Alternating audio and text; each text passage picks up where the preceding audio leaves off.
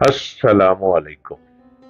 امید کرتا ہوں کہ آپ سب خیر و عافیت سے ہوں گے اور خیریت سے اپنی زندگی میں رواں دواں ہوں گے۔ زندگی میں مشکلیں بھی ہیں، رکاوٹیں بھی ہیں، آزمائشیں بھی ہیں، امتحان بھی ہے، اور بلا وجہ کے حاسدین حسد کرنے والے بھی ہیں، اور بلا وجہ کے منافقین بھی ہیں، اور بلا وجہ بہت سے ایسے لوگوں سے ٹکراؤ پڑ جاتا ہے آپ کا کہ آپ کو سمجھ ہی نہیں آ پاتی کہ میں کس طرف جاؤں، رائٹ جاؤں، لیفٹ جاؤں، سیدھا چلوں، کدھر جاؤں۔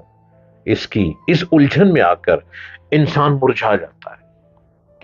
جب الجھن میں مرجھانے لگتا ہے تو وہ کسی نہ کسی سٹریس میں مبتلا ہو کے کسی نہ کسی بیماری میں مبتلا ہو جاتا ہے۔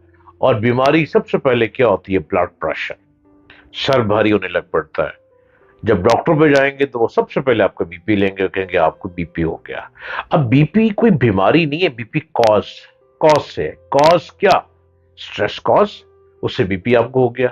ان تمام چیزوں میں انسان اتنا الجھنا شروع ہو گیا ہے، اتنا پھنسنا شروع ہو گیا ہے، اس کو اپنی بھی ہوش نہیں رہی۔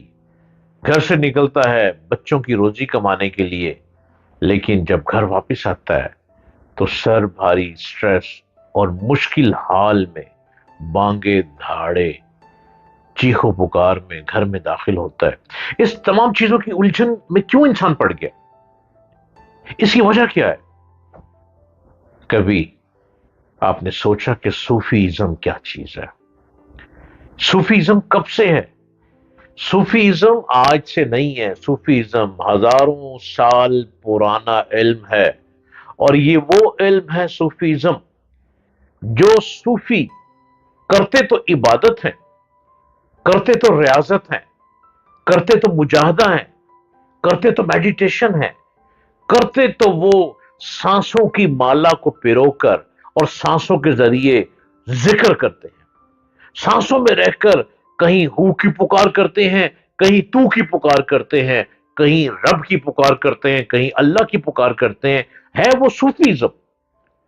لیکن ان صوفیزم لوگوں میں لوگ مست الست ہو جاتے ہیں۔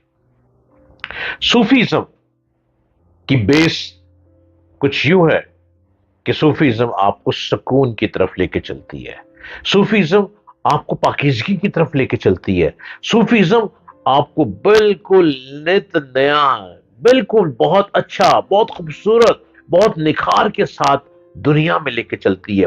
صوفیزم کیا ہے؟ صوفیزم آپ کو محبت کا پیغام دیتی ہے، آپ سے لے کر محبت کا پیغام آگے پہنچاتی ہے۔ صوفیزم سینہ در سینہ چلتے چلتے آپ کے من میں اتر جاتی ہے۔ صوفی درویش حضرت خواجہ خواجگان ہند الولی نائب رسول صلی اللہ علیہ وآلہ وسلم، عطائے رسول صلی اللہ علیہ وآلہ وسلم، حضرت خواجہ معین الدین چشتی اجمیری، جن کو اجمیری بابا بھی کہا جاتا ہے، جن کو خواجہ غریب نواز بھی کہا جاتا ہے، یہ صوفیزم ہے۔ صوفیزم میں خواجہ غریب نواز جس وقت ہندوستان میں آئے تو اس وقت دین دھرم کچھ بھی نہیں تھا، لوگ بھٹک رہے تھے، کوئی کسی کی پوجا کرتا تھا، کوئی کسی کی پوجا کرتا تھا، کوئی سورج کو پوجتا تھا، کوئی چاند کو پوجتا تھا، کوئی ستاروں کو پوجتا تھا، کوئی گائے کو پوجتا تھا، مختلف لوگ مختلف چیزیں پوجتے تھے۔ خواجہ غریب نواز جس وقت ہندوستان میں آئے، انہوں نے آتے ہی محبت کا پیغام پھیلانا شروع کیا۔ وہ محبت کیا؟ لفظوں سے، ان لوگوں میں بیٹھ کر ان کی زبان کو سن کر محبت کے پیغام دینے شروع کر دیے۔